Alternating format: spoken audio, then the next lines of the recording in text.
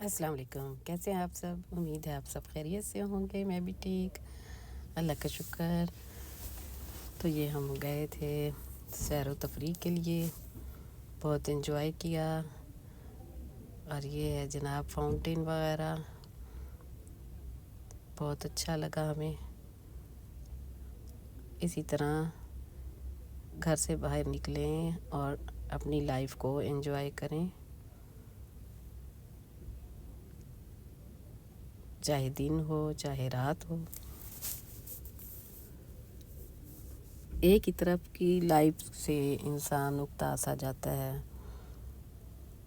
تو پھر اس کے لیے روٹین کو تھوڑا سا چینج کرنا چاہیے، ٹھیک ہے نا؟ اور پھر اس سے انسان فریش ہو جاتا ہے۔ تھوڑی سی روٹین سے ہٹ کے بندہ چینج کرے تو یقیناً زندگی میں بہت اچھا اپنے آپ کو فیل کرتا ہے انسان۔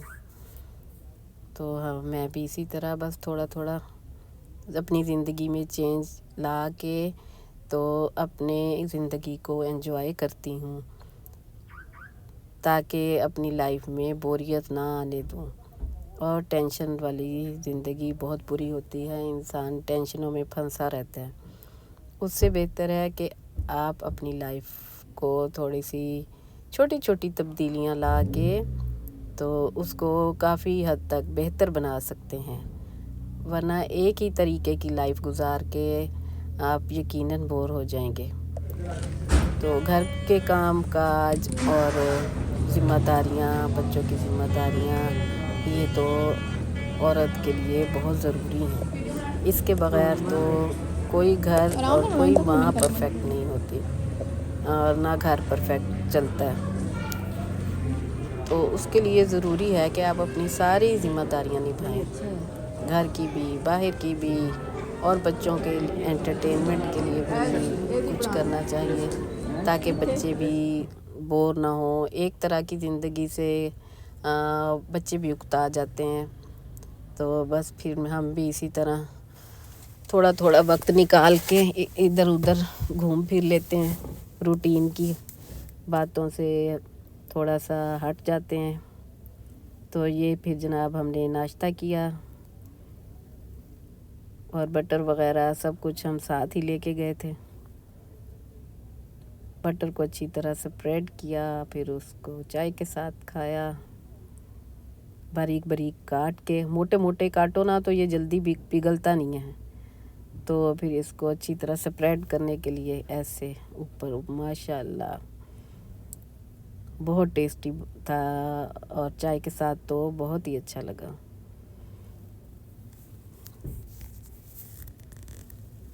تو لائف جو ہے آپ کی ایک روٹین ہوتی ہے، آپ نے کون سے ٹائم پہ کیا کام کرنا ہے، تو وہ اس روٹین کو فالو کرتے ہیں۔ مہینے میں آپ پوری ایک طرح کی یکسانیت والی زندگی سے تھوڑا بور ہو جائیں تو تھوڑا سا ایک ہلکا سا کہیں ٹرپ لگا لیں۔ ٹرپ بھی ڈرپ کا کام کرتا ہے ہے کہ نہیں؟ اور چارج کر دیتا ہے انسان کو۔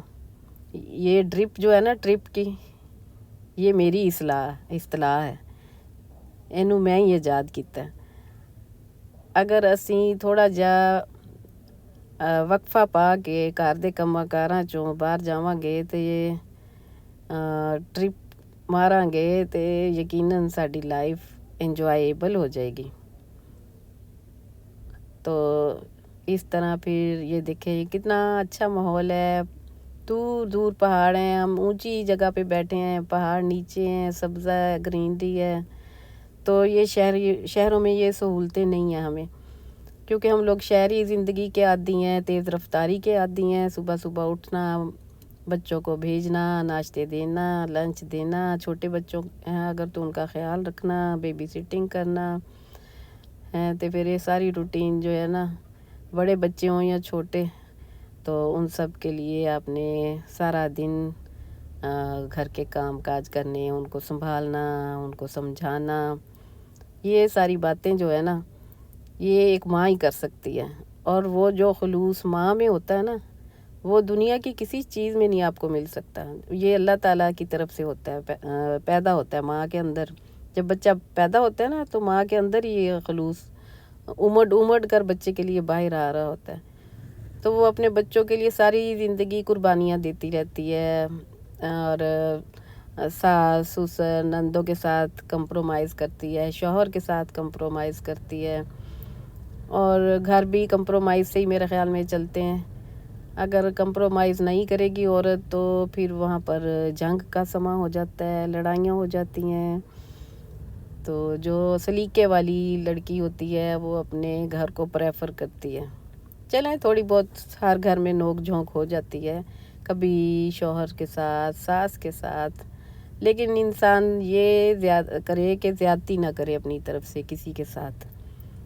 اور اگر زیادتی نہیں کرے گا تو اللہ تعالیٰ اس کا اچھا پھل دے گا، اس کو اچھا اجر دے گا. اس کو کافی چیزیں آپ اللہ پر چھوڑ دیں تو چپ کر جائیں. اگر آپ کو غصہ ہے کسی چیز پہ آپ اس وقت چپ کر جائیں لڑائی کی بجائے، اور چپ رہنے سے کافی چیزیں بہتر ہو جاتی ہیں، اور ورنہ بات کافی بڑھ جاتی ہے.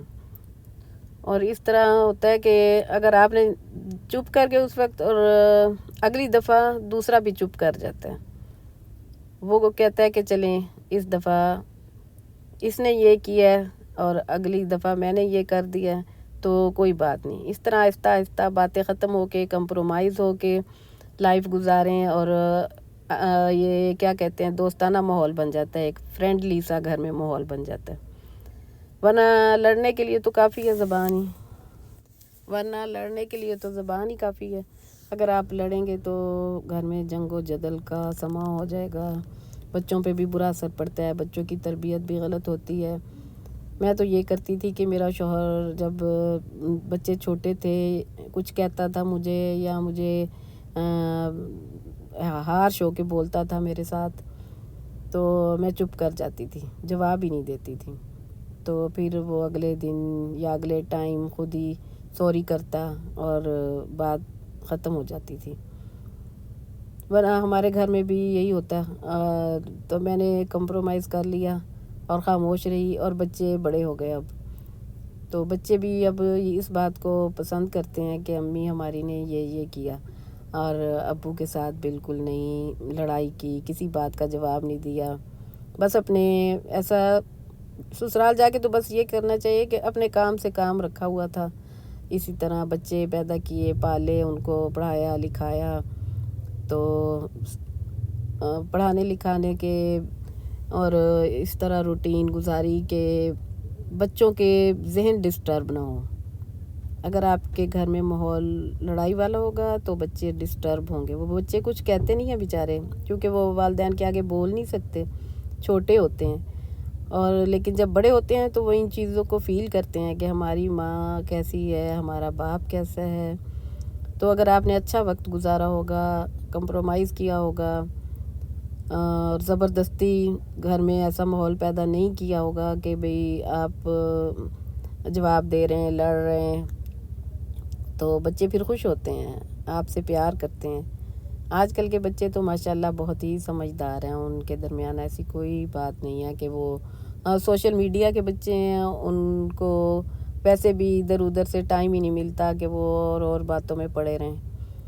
تو وہ اپنی مست رہتے ہیں، مگن رہتے ہیں، اور زیادہ ادھر ادھر توجہ بھی نہیں دیتے.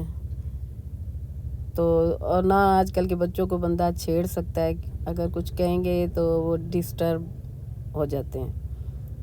تو اچھی بات ہے، آج کل کے بچے نائس ہیں، سمجھدار ہیں، اور ان کو نا زیادہ گھر میں پرابلمز میں نہیں پڑتے. تو ماں بھی پرسکون ہو کے اپنے کاموں میں لگی رہتی ہے، اور بچے بھی. پھر بات کریں گے اس موضوع پر، تو ابھی اجازت دیجیے. اللہ حافظ.